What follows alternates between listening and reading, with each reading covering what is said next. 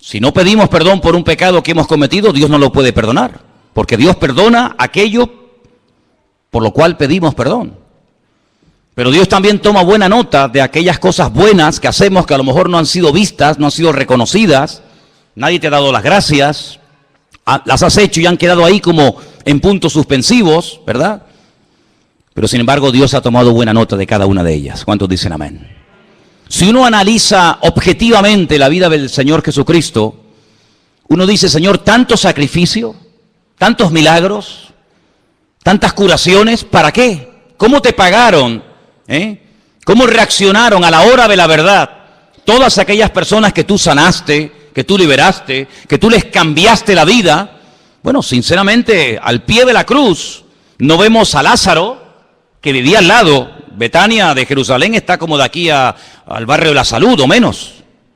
No estaban ni siquiera sus hermanas, aquellas que le habían suplicado, Señor, corre, date prisa, vente, que el que amas está enfermo. Allí no estaba María ni Marta. Oye, tampoco estaba aquel ciego que sanó en Jerusalén. No estoy hablando de uno que sanó en la otra punta del país, sino de aquel ciego que dice la Biblia que lo mandó al estanque de Siloé. Y dice que fue con barro en sus ojos y volvió viendo. Tampoco estaba. Bueno, por no estar, no estaban ni sus discípulos. No estaba Pedro, no estaba Santiago, no estaba Tomás, no estaba Mateo. No estaban sus discípulos, pero uno sí estaba. Sabemos quién es, ¿verdad? Juan. Y yo creo que hay detalles que en la vida marcan la diferencia. Lo que este agricultor hizo por aquel chico, que lo hizo desinteresadamente, sin esperar recibir recompensa alguna, fíjate la repercusión que tuvo en la historia, y fíjate a quién salvó, y a lo que llegó ese muchacho en la Segunda Guerra Mundial. Y yo creo que en el sentido espiritual hay miles de detalles que podemos hacer a lo largo de nuestra vida, que Dios toma buena nota de ellos, y cuando llega el momento, el Señor, que toma siempre buena nota de nuestras acciones, pero más que de nuestras acciones, de la actitud con la que hacemos las acciones. Porque podemos hacer muchas cosas, ¿verdad, hermanos? Pero ¿por qué las hacemos? ¿Cómo las hacemos? ¿Con qué actitud las hacemos? ¿Con qué actitud hemos ofrendado? ¿Con qué actitud hemos predicado? ¿Con qué actitud hemos hecho aquella obra? ¿Con qué actitud? Eso es lo que cuenta delante del Señor. Pues yo creo sinceramente que por el hecho de haber estado Juan al pie de la cruz, expuesto a que también le echaran mano y lo crucificaran a él, yo creo que el Señor lo recompensó, ¿sabes? No tengo un versículo que puedo utilizarlo como aval de lo que estoy diciendo, pero creo sinceramente que a veces hay detalles en la vida que hacemos para el Señor.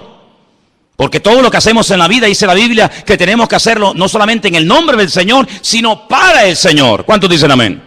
No para ser visto, ni aplaudido, ni reconocido, sino para el Señor. Yo creo que por el hecho de haber estado Juan allí, también como no, jugándose la vida, allí al pie de la cruz, el Señor lo recompensó, dándole la revelación más grande que jamás ningún ser humano ha tenido acerca de él. Y me refiero al último libro de la Biblia, el libro del Apocalipsis. Todos los discípulos murieron como mártires, salvo Juan y Judas, que se ahorcó. Todos los demás tuvieron muertes terribles, terribles. Pero Juan murió de muerte natural. Juan murió con casi 100 años de edad. Lo dije en una ocasión y lo quiero volver a repetir esta tarde. Si Juan, supongamos, para redondear las cifras, supongamos que fue llamado por el Señor para convertirse en uno de sus discípulos, más o menos, pone tú, 30 años. Si muere a los 100, este hombre ha estado 70 años de su vida sirviendo a Cristo. 70 años de su vida dando el callo de su vida, predicando de él, de su palabra, de lo que vio, de lo que aprendió, de lo que experimentó. Él fue uno de los que subió al monte de la transfiguración, ¿os acordáis? Él vio a Elías, él vio a Moisés, él escuchó aquella conversación allí en el monte Tabor, y allí los vio hablando, ¿verdad?, de cómo sería su venida, su partida. Él vio cosas tremendas y él tuvo durante muchos años, él tuvo el privilegio de tener en su casa nada más y nada menos que a la madre de nuestro Señor Jesucristo, a Miriam o a María. ¿Cuántas preguntas le habrá hecho? Juan a María, ¿verdad? Cuántas conversaciones alrededor de una mesa. Oye, ¿y cómo era él de niño? ¿Y cómo hablaba? ¿Y cómo se comportaba? ¿Y qué te dijo verdaderamente Gabriel? ¿Cuántas conversaciones en tantos años habrá mantenido Juan con María y María con él, verdad? Pero Juan llegó a ser el hombre que vivió más cerca del corazón de Cristo. Así como David fue el hombre que vivió más cerca del corazón de Dios en lo que llamamos el Antiguo Testamento. En el Nuevo Testamento fue la persona que más profunda e íntimamente llegó a conocer al Señor. Yo también lo he dicho, esto que voy a decir ahora en otras ocasiones, pero siempre me ha llamado tremendamente la atención que la última vez que el Señor cena con sus discípulos, Él dice algo, vamos a decir, una especie de profecía, que se cumpliría al pie de la letra. Y es cuando Él dice, hay uno sentado alrededor de esta mesa conmigo, que me va a entregar, que me va a traicionar. Todos los que estaban alrededor de esa mesa, salvo Juan, le hicieron al Señor la misma pregunta. Señor, ¿te refieres a mí? ¿Estás hablando de mí? Eso se lo preguntó Pedro, se lo preguntó Santiago, se lo preguntó Tomás, salvo Juan. Juan no le dijo, ¿seré yo, Señor? Sino Juan hace otra pregunta. Juan le dice, ¿quién es, Señor? ¿Quién es el que te va a traicionar? Porque yo no soy el que te voy a traicionar. Tenía una seguridad, una confianza, las ideas tan claras en aquel momento, que aunque él sabía que el Señor acababa de profetizar que alguien le iba a traicionar, que alguien le iba a vender, él sabía que él no tendría muchos defectos. De hecho, en cierta ocasión, el Señor lo apellidó a él y a su hermano, porque eran hermanos, Santiago y él, les dijo, hijos del trueno, bonarjes. Ese carácter fuerte, impetuoso que tenían en un principio, ¿verdad? Que el Señor lo fue moldeando y tratando hasta llegar a ser lo que llegó a ser.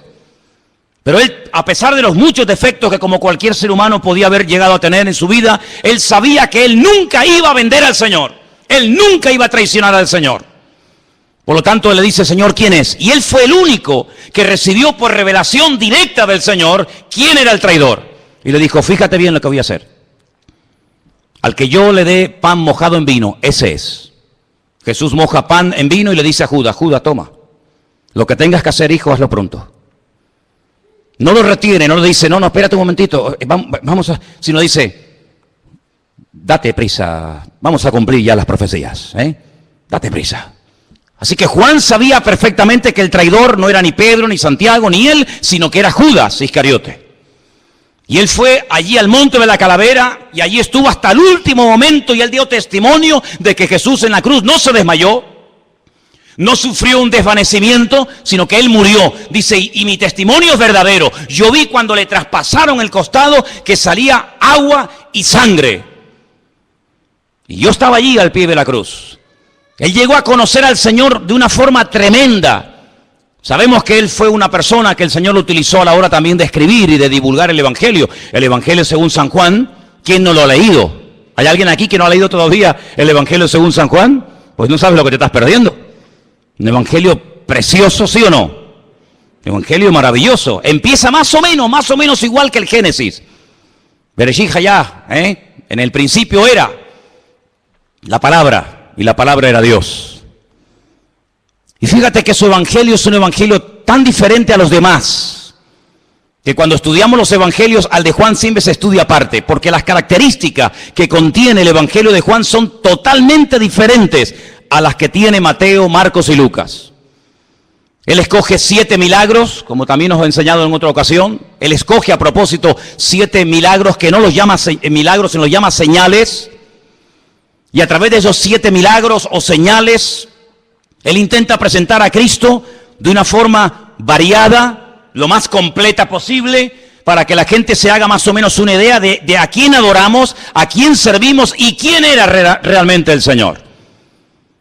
Y yo les enseñé una vez un número que yo no sé si ustedes lo recuerdan. 245-66911. ¿Sois capaces de aprender ese número?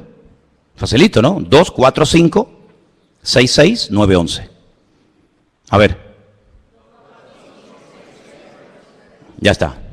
El teléfono de Juan. En esos 7 capítulos, el 2, el 4, el 5, el 6, hay 2 en el 6, 6, 9, 11, encuentras esos 7 señales o milagros que Él escoge a propósito para presentar a Cristo como si estuviéramos en esta tarde grabando el culto con 7 cámaras diferentes. Una a la izquierda, otra a la derecha, una atrás, una adelante, una arriba, una en diagonal. Cuando terminara la reunión, cuando terminara el culto, si pudiéramos ver en una pantalla todo lo que esas 7 cámaras grabaron, todas grabaron la verdad, todas grabaron el culto, pero desde diferente ángulo. Con una veríamos a unas personas, con otra veríamos a otros hermanos, con otra veríamos una perspectiva diferente a la otra, pero todas grabaron la verdad. Eso es lo que hace Juan. Él comienza su evangelio diciendo que el primer milagro de Cristo, y curiosamente el único que dice cuál fue el primer milagro de Cristo es Juan. Dice que convirtió agua en vino, pero no en un vino cualquiera, sino en un vino de calidad. Luego Él es el Señor de la calidad. ¿Cuántos dicen amén? No hace las cosas de cualquier manera, sino las hace las cosas con categoría, con excelencia. Convirtió el agua en buen vino. Es un milagro profético. Hay muchos tipos de milagros en la Biblia. Este es un milagro profético, porque la Biblia dice que es lo que será, lo mismo que fue. Llegará un momento en el que a la iglesia le faltará el vino. Llegará un momento en el que al pueblo de Dios le falte, ¿verdad?, ese gozo, esa alegría, ese júbilo, esa renovación, y el Señor viene casi en el último momento a renovar lo que el diablo ha querido deteriorar y romper, pero Él viene a restaurar todo, y hasta que no restaure todo, Él no viene. ¿Cuántos dicen amén? Y vemos cómo el Señor sana a distancia. No hace falta que el enfermo esté aquí, cerquita, que se deje tocar, que se deje ministrar. No hace falta, no hace falta. Señor, tengo un criado que está enfermo. Bueno, vamos, no hace falta. Di la palabra. Pues venga, va, tu criado está sano. Y cuando llega, la palabra llegó antes que él. Luego el Señor es el Señor del espacio, de la calidad, del espacio, pero también del tiempo. ¿Cuánto tiempo llevas aquí? 38 años. Venga, levántate, toma tu lecho y anda. Y hace en segundos lo que 38 años de espera absurda y ridícula en el estanque de Betesda no hicieron. Señor de la calidad, de la cantidad, del espacio, del tiempo. En el capítulo 6 multiplica los panes y los peces, el Señor de la cantidad, camina por encima de las aguas, el Señor que domina la naturaleza. Vamos al capítulo 9, lo vemos sacando a Lázaro de la tumba, el Señor de la vida. Del ciego, y finalmente en el capítulo 11 resucitando a Lázaro. Es decir, que es el evangelista que mejor y más ampliamente presenta al Señor.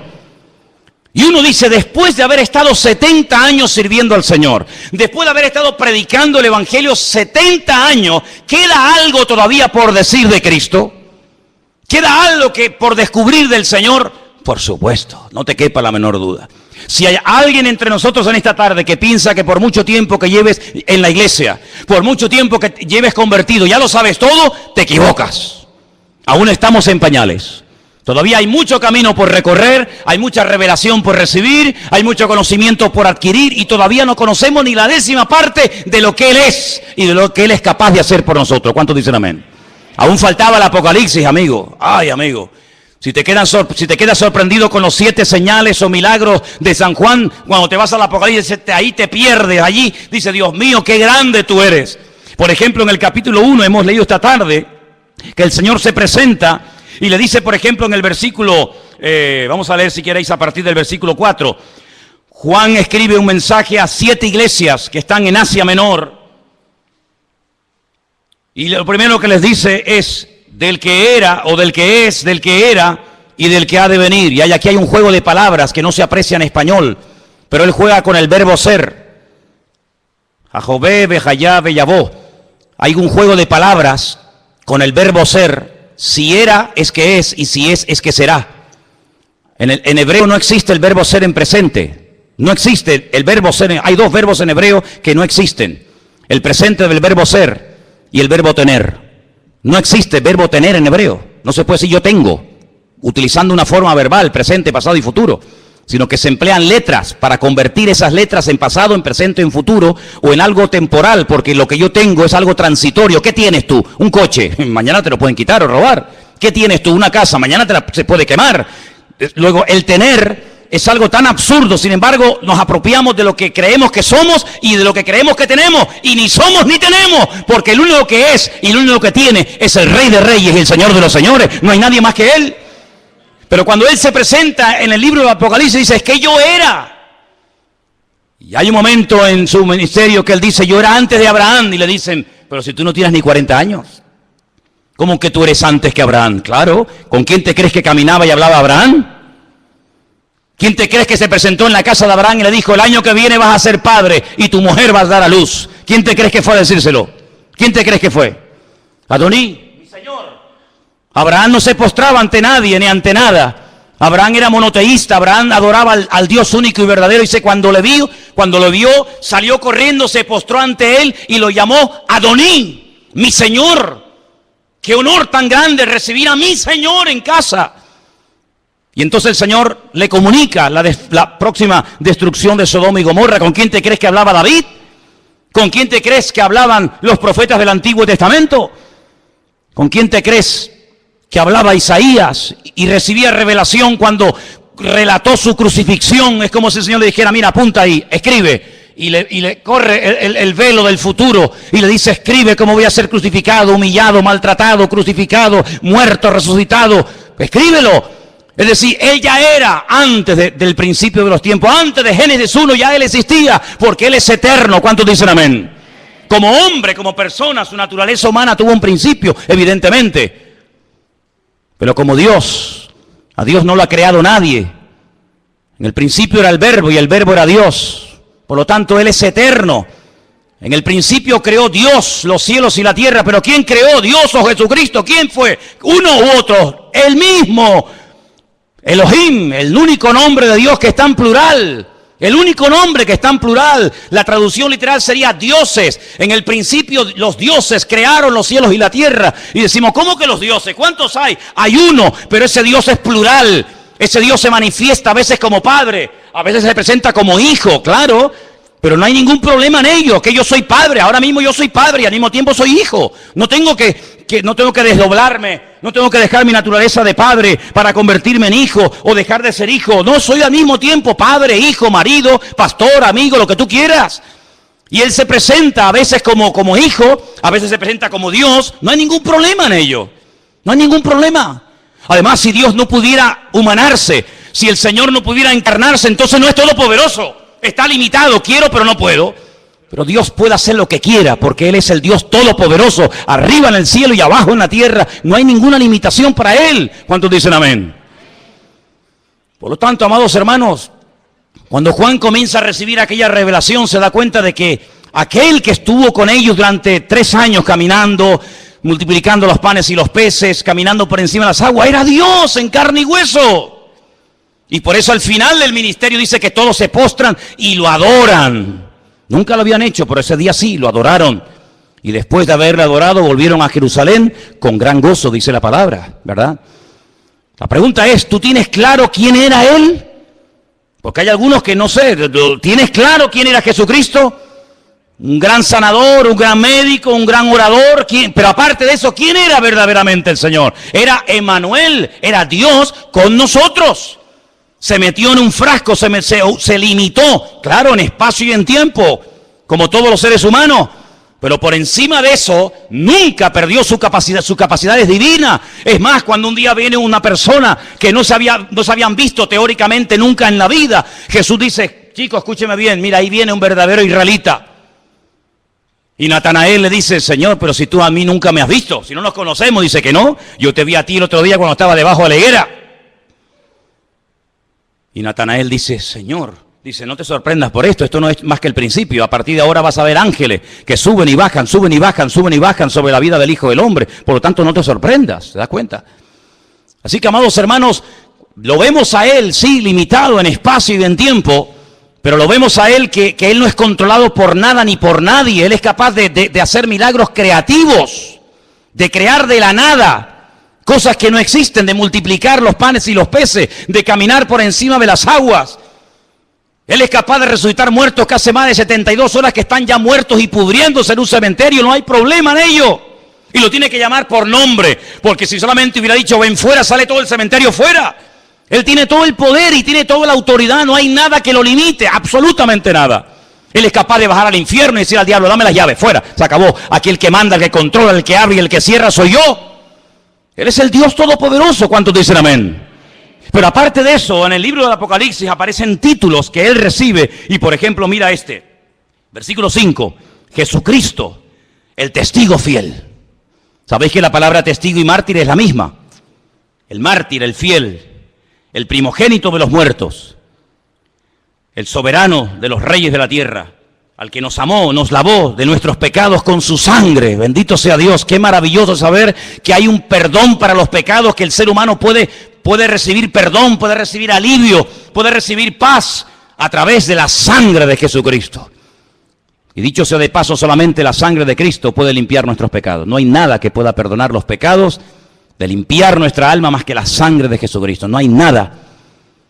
Todos aquellos animales que se mataban en el Antiguo Testamento eran símbolo, tipo de a ese sacrificio perfecto que Él haría cuando Él viniera. Dice la Biblia en el libro de Hebreos, si aquellos animales limpiaran verdaderamente los pecados, ¿para qué tienen que ir todos los días, todas las semanas, todos los meses, toda la vida a presentar y matar animales? Pero Él se presentó una vez y con ese sacrificio ya está, se acabó. Murió por los que habían muerto, murió por los que vivían y murió anticipadamente por los que aún no existían, pero sabía el Señor que necesitarían también redención en el futuro. Un sacrificio perfecto y una vez y para siempre. Y dice, y aparecerá por segunda vez sin relación en absoluto con el pecado, sino vendrá para otra cosa. Primero vendría como cordero para sufrir, para morir, para pagar el precio de nuestros pecados. Y la segunda vez vendría como un león, como rey triunfante y glorioso. Pero dice en el versículo 6, y nos hizo reyes y sacerdotes para Dios, su Padre. A Él sea la gloria e imperio por los siglos de los siglos. Amén. Y ahora dice, he aquí que viene con las nubes. Y todo ojo le verá. Y mira tú por dónde ahora añade a esa frase de y todo ojo le verá, añade algo muy interesante. Dice, y los que le traspasaron. Aquellos que le clavaron aquellos clavos en sus manos y en sus pies, cuando Él venga, ellos también le verán. Es interesante, ¿no? Es interesante. Aquellos que le crucificaron y que le martirizaron también lo verán. Pilato volverá a presentarse delante de él, pero en esta vez al revés. No eres tú el que me juzgas a mí. Ahora soy yo el que te juzgo a ti.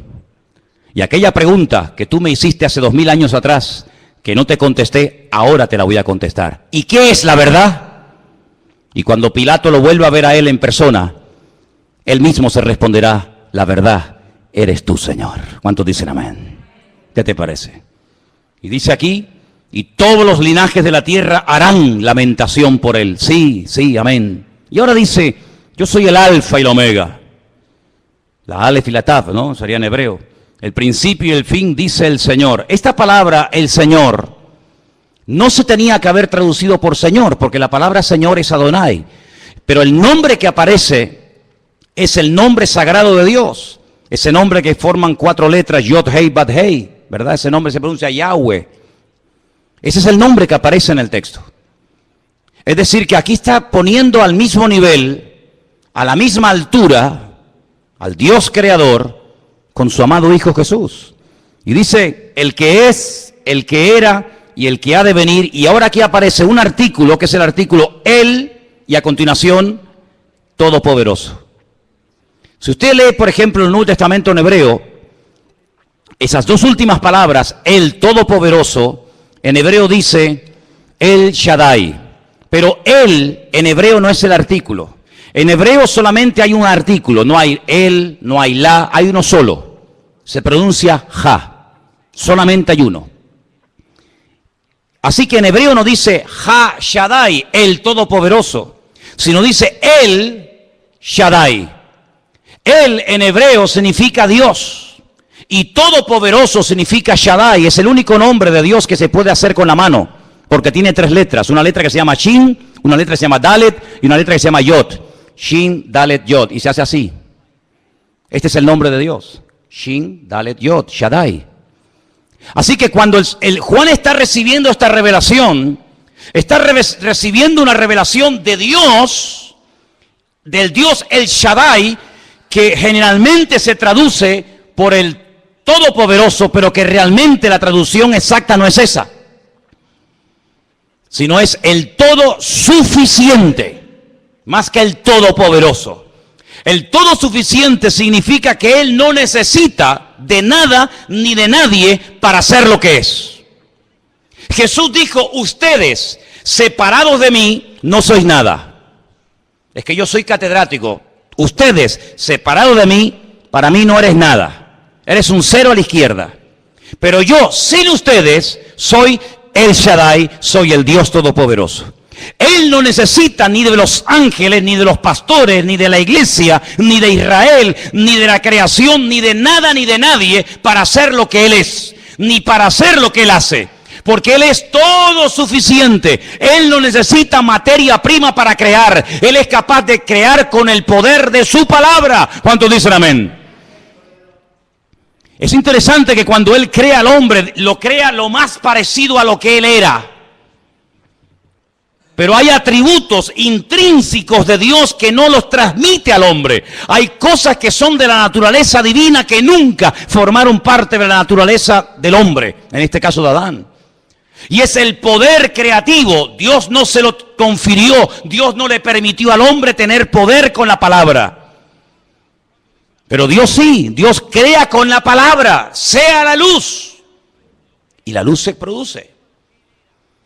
Esas palabras que Dios pronunciaba se cristalizaban, se materializaban, se hacían realidad cuando Dios las pronunciaba.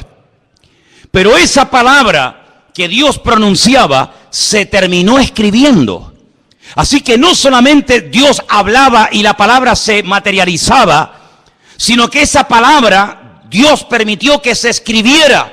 Y nosotros tenemos en nuestras Biblias docenas, cientos, miles de conversaciones, de expresiones, de palabras que Dios proclamó, pero que ahora las tenemos por escrito. Es decir, si la palabra cuando salía de los labios de Dios tenía y tiene poder, amén, no mengua el poder de Dios porque esa palabra ahora se ha escrito y se ha llevado a una imprenta y se ha puesto en papel y tinta.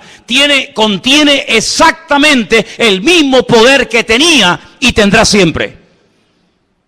Lo cual quiere decir que si en un momento de necesidad, de enfermedad, de problemas, de crisis, de angustia o de lo que sea, nosotros como pueblo de Dios nos encontramos en una situación difícil, crítica, podemos echar mano a un poder que es el poder más grande que existe sobre la faz de la tierra, y es el poder de la palabra de nuestro Dios.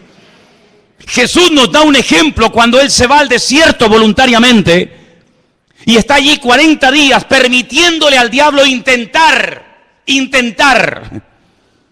tentarlo. Cuando Satanás venía con sus tentaciones y con sus propuestas y con sus ofertas, porque eso es una tentación, es una oferta. Yo te ofrezco algo mejor que lo que te ofrece tu Dios. Tú hazme caso a mí, que lo mío es lo verdadero y lo bueno, lo que Él te ha dicho no le hagas caso. Eso es una tentación, es una oferta, Es llevarle la contraria a Dios. Dios, ¿qué te ha dicho? Blanco, no, eso no es el negro. ¿Qué te ha dicho? Negro, no, es el blanco. ¿Qué te ha dicho? Por la izquierda, no, es por la derecha. Luego, el Señor se expone voluntariamente a decir, venga, atácame, venga, tiéntame. ¿Con qué me quieres tentar? Fíjate, la primera tentación que le lanza, sabiendo de quién se trata, jamás el diablo nos tentaría a nosotros con ese tipo de tentación, porque él sabe que para mí no es una tentación poder convertir piedras en pan. ¿O usted tiene poder para convertir piedras en pan? Si tuviéramos poder para convertir piedras en pan, el horno del pan se va al garete. ¿Para qué voy a la panadería a comprar pan? Si yo digo, a ver, tráeme un par de piedras, a ver, oramos, panes, ¿qué quieren? ¿De barra? ¿Baguette? ¿Cómo la quieren? ¿Redondita? Para nosotros no es una tentación, pero para él sí lo era. Porque el diablo, que no es tonto, sabía que el Señor tenía hambre. Sabía que el poder de la palabra de Dios tiene poder creativo, porque ya lo hizo en el pasado. Y como en él no hay sombra de variación, si él fue capaz de crear con el poder de su palabra, ahora lo puede volver a hacer. Por eso, convierte las piedras en pan y demuestra de esa manera que tú eres quien dices que eres. Pero el Señor no entró al trapo, sino que el Señor utilizó su palabra, que es la espada del Espíritu, y le dijo, no solo de pan vivirá el hombre. Escrito está, no solo de pan vivirá el hombre. Y os dais cuenta de que el Señor Jesucristo no peleó cuerpo a cuerpo con el diablo. El Señor Jesucristo no entró en discusiones porque tú dijiste, porque yo te dije. No, sino echa mano del poder más grande delegado en este mundo, que es el poder de la palabra de Dios. Luego, lo que tú llevas en tu mano en tu bolso, en la guantera de tu coche, lo que tú tienes encima en este momento es dinamita, mi hermano. Es un poder impresionante que el diablo lo conoce y lo sabe más que tú. Por eso lo que tenemos que hacer a partir de ahora, cuando vengan tentaciones, cuando vengan dificultades, búscate el versículo clave, claro, que no te venga el diablo con una tentación y le responde diciendo, Jesús lloró. No, porque eso no pega ni con cola, hijo. ¿Me entiendes?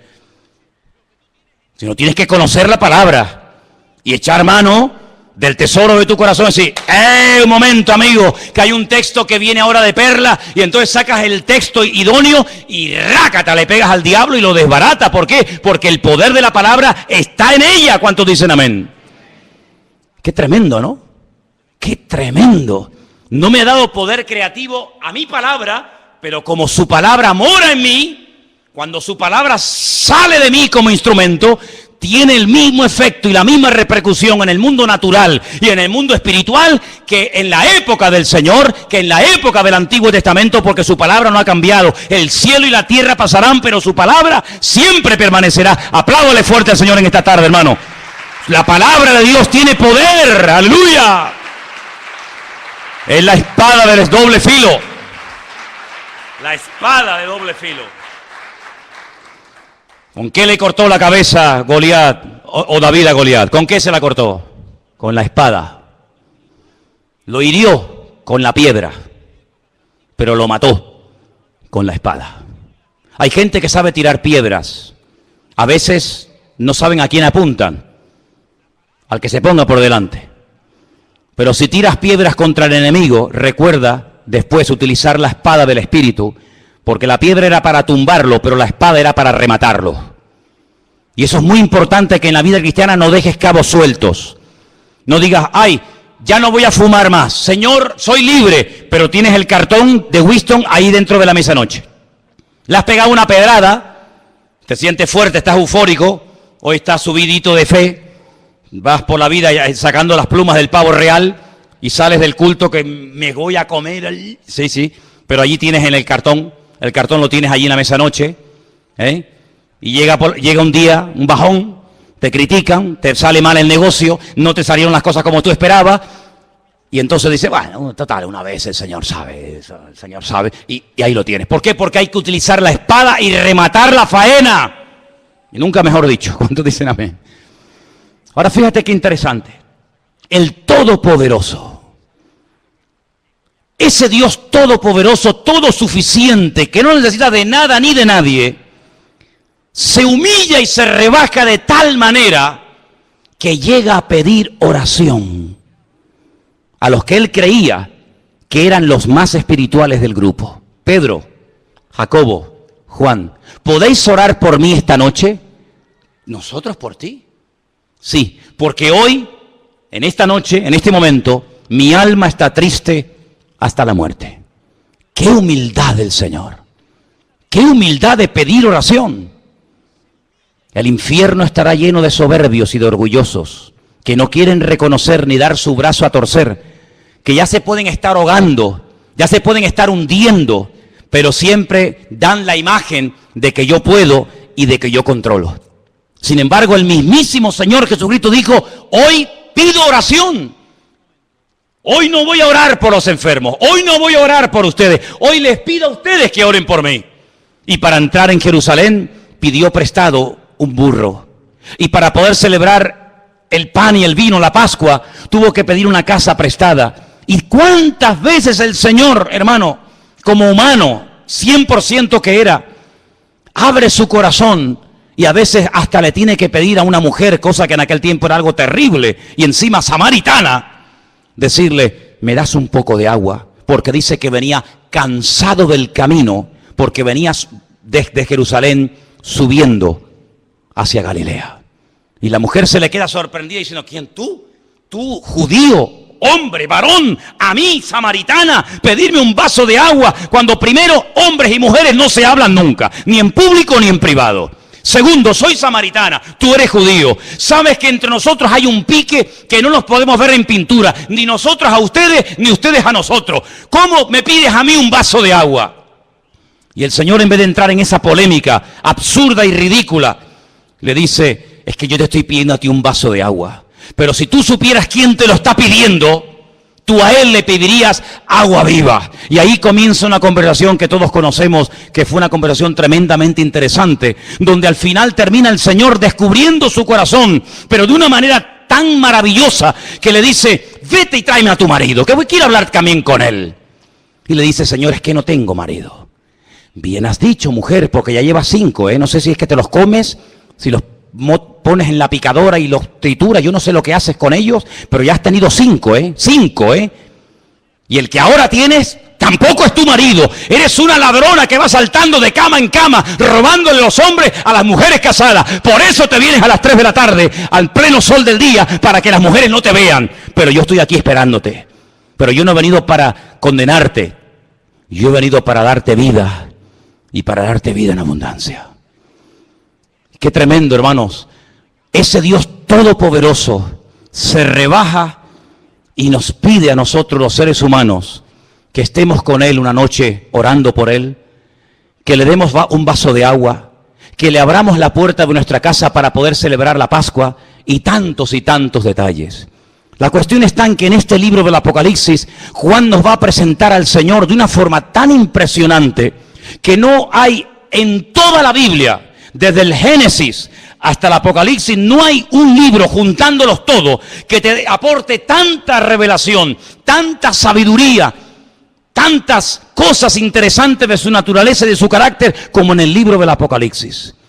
Fíjate que, por ejemplo, si seguimos leyendo en el versículo 9, Juan estaba en la isla de Patmos no de vacaciones, no estaba haciendo turismo, sino que estaba allí desterrado, dice, por causa de la palabra. Estaba en Patmos por el testimonio de Jesucristo, pero él no estaba en una actitud de queja, él no estaba en una actitud de lamento, él no estaba despotricando contra todo. Fíjate tú, con casi 100 años de edad, mira la que se me ha venido encima. No, sino él está en el Espíritu, en el día del Señor. Como tenemos que estar todos y cada uno de nosotros, en el Espíritu, conectados con Él. Y como estaba bien, estaba alineado con el Señor, oyó la voz del Señor. Hay gente que dice, es que yo no oigo a Dios. Claro, pues si estás en la carne todo el día. Si estás en la carne.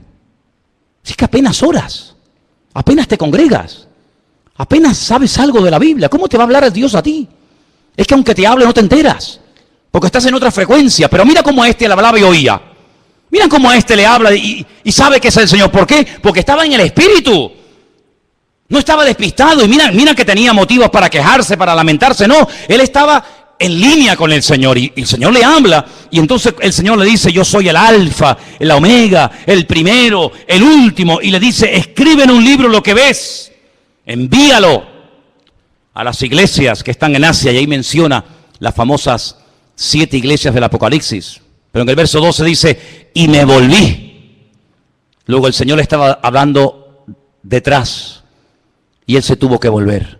No hay momentos en la vida, ¿no crees que puede haber momentos en nuestra vida, en nuestra relación con el Señor, en el que a lo mejor vamos demasiado rápido y lo hemos dejado a Él atrás?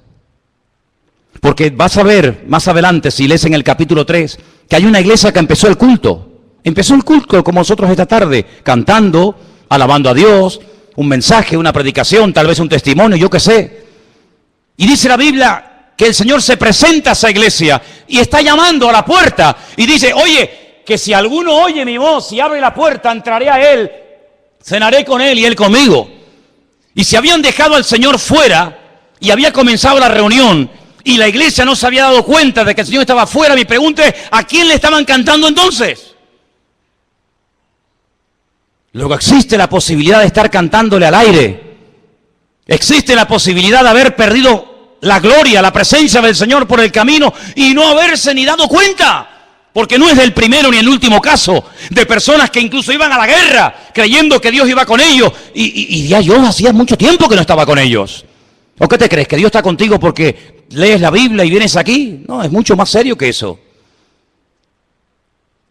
Anoche pecando con Dalila y mañana enfrentarme a los filisteos. ¿Pero tú de qué vas? ¿Tú te crees que esto es posible? Y el Espíritu del Señor se apartó de él y él no se había dado cuenta. Increíble. Por eso hay momentos que hay que pararse y decir, oye, estoy haciendo las cosas decentemente y con orden.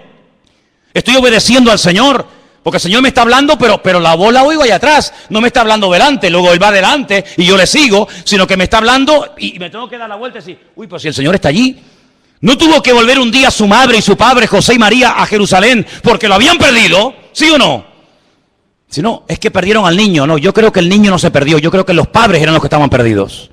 Porque el niño estaba donde tenía que estar, en la casa de mi padre, en los negocios de mi padre, es donde yo tengo que estar.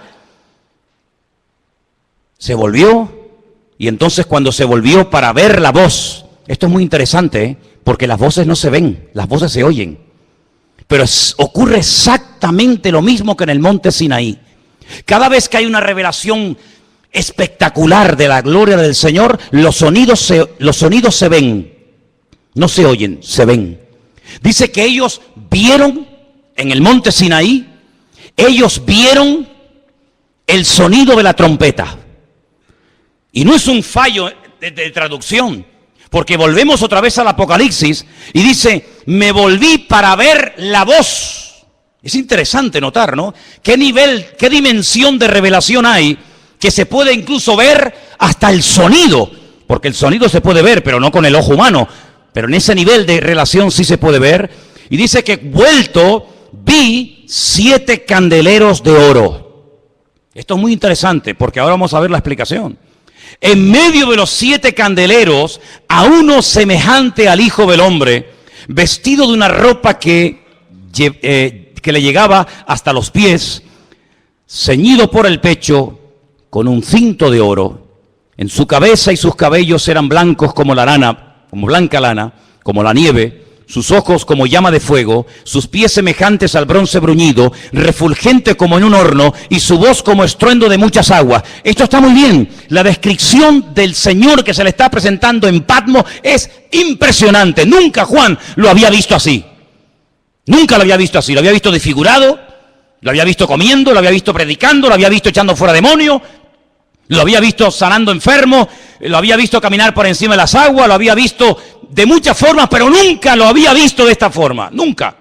Entonces un nivel superior de comunión con el Señor. Pero antes de verlo a Él, antes de describir con esta exactitud como Salomón describe a la amada, o la amada describe al amado en el libro del Cantar de los Cantares, que lo describe con una exactitud, y dice, ¿y cómo lo describe también? Porque lo conocía. ¿Y cómo sabía cómo eran sus piernas, sus pechos, sus ojos, sus orejas, sus pies, su cabello? Pues porque lo conocía. Porque es imposible poder describir a un hombre o a una mujer con esa perfección si tú no tienes ese nivel de intimidad, ese nivel de comunión. Pero mira cómo ella lo describe perfectamente. Dice, ¿habéis visto a mi amado? A mi amado, ¿de tu amado? ¿Y quién es tu amado? Dice, mi amado en un grupo de 10.000 destaca por encima de los demás y dice, porque mi amado es, y comienza a describirlo con una perfección tremenda. Pero ¿cómo lo conoce también? Amigo, porque cuando uno tiene comunión con el Señor, uno descubre el corazón de Dios, sabes cómo habla, cómo se mueve, qué le gusta, qué no le gusta, igual que en un matrimonio. Pero antes de verlo así y de describirlo, lo que ve son 7 candeleros. A mí me hace gracia cuando hay gente que dice, no, yo no he dejado de leer la Biblia, yo no he dejado de orar en casa, pero yo no me congrego. Entonces, ¿tú qué te estás inventando una Biblia a tu manera? ¿Un cristianismo paralelo? Porque lo primero que tuvo que ver Juan es a las iglesias. ¿Pero a cuáles? ¿Las más bonitas? ¿Las perfectas? No. Las iglesias donde había falsas profecías. Las iglesias donde había falsas doctrinas. Las iglesias donde había discrepancias los unos contra los otros. Las iglesias que decían, nos hemos enriquecido, de ninguna cosa tenemos necesidad. Y el Señor dice, ¿que no tenéis necesidad de nada? Si sois pobres, ciegos, desnudos y venturados, que no sabéis nada. Primero tienes que ver a mi pueblo, a mi cuerpo, a mis hijos, para después verme a mí. Hay muchos que quieren solamente tener una comunión con Él, pero dice la Biblia que si alguno dice que ama a Dios y aborrece a su hermano, tú eres un mentiroso. Y te lo digo así en la cara, tú eres un mentiroso.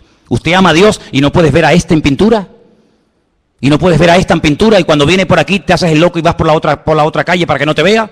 Usted es un mentiroso según la palabra de Dios. Porque dice que el que dice que ama a Dios y aborrece a su hermano es un homicida y es un mentiroso. ¿Por dónde empieza el amor a Dios? Si usted nunca ha visto a Dios, ¿sabe cómo es Dios? Usted nunca ha visto a Dios, nunca lo ha visto. Usted nunca ha oído la voz audible de Dios. Pero ¿dónde comienzo a descubrir a Dios? ¿Dónde comienzo a conocer al Señor? En el pueblo de Dios. Y cuando uno ve al pueblo de Dios, uno dice, pero Señor, es que tu pueblo no es perfecto. Claro, pero cuando tú conoces al pueblo de Dios, ¿sabes de quién te enamoras? ¿De quién? Cuando tú ves a los hermanos, cuando tú ves al pueblo de Dios, cuando tú ves el estado de las iglesias, ¿de quién te enamoras? Algunos dicen de los hermanos, ¿sí? No me digas, qué espiritual. Cuando yo veo a los hermanos y veo las iglesias y veo las congregaciones, yo me enamoro de Dios. Porque yo digo, qué grande eres tú, Señor. Que con lo malo que somos, con lo envidiosos y orgullosos y esto que somos, qué grande eres tú, Señor, para amar a este pueblo en el cual yo me siento parte, porque es imposible que si no es por un amor sobrenatural, es imposible que Dios nos ame, porque el que nosotros le amemos a Él es lógico y normal, lo decía anoche. ¿Quién no se va a enamorar de un Dios que cuando estás enfermo te sana? ¿Quién no se va a enamorar de un Dios que cuando caes te levantas? ¿Quién no se va a enamorar de un Dios que cuando te sientes solo te hace compañía? Es normal, pero ¿quién se va a enamorar de un pueblo como nosotros? Solamente Él. ¿Por qué? Porque Dios es amor. Dale ese fuerte aplauso al Señor en esta tarde, aleluya. Por eso cuando te veo a ti, me enamoro de Dios, aleluya. Bendito sea Dios, bendito sea Dios. Y dice aquí, cuando le vi, versículo 17, caí como muerto a sus pies. Caí como muerto a sus pies. Aquel que fue capaz de recostarse sobre el pecho del Señor, nivel de comunión y de intimidad alucinante,